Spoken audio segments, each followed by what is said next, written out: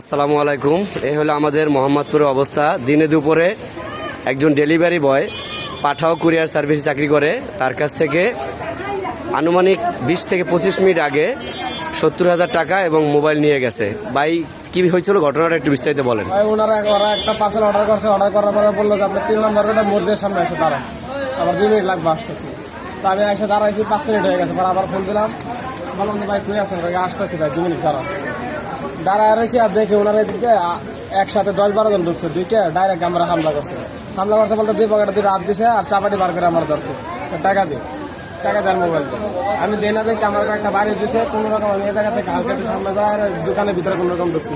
দোকানে শাটারও নামাইটি তুলেছিল, আমি জোর করে দোকানের ভিতরে ঢুকছি। ওরা 3-4 জন ঢুকছে, দিকে পকেট থেকে টাকা নিছে আর মোবাইল নিছে আর কটা বাড়ি দিয়েছে। আমার এই জায়গায় টাকা দেয় নাই, দিকে চাপাটি দিয়ে বাড়ি দিয়েছে, খুব দিকে ধরছিল, খুব দেয় নাই। বাড়ি দিয়ে হয় ভিতরে দোকানে দিতে চাচ্ছে, আমি লয়ে গেছি। যার পর দোকানের লোকজন ছিল, আশেপাশের লোকজন ছিল, কেউ ধরে না, সবাই আর কি যার মতো যায় সে ছুটে ধরা যাইতেছে। আমি একলা আর কি বাড়া পড়তে আমার টাকা আর মোবাইল সব নিয়ে গেছি। কত টাকা নিছে আপনার? আনুমানিক 70 থেকে 75,000 টাকা আর ফোন আর মোবাইল নিচ্ছি।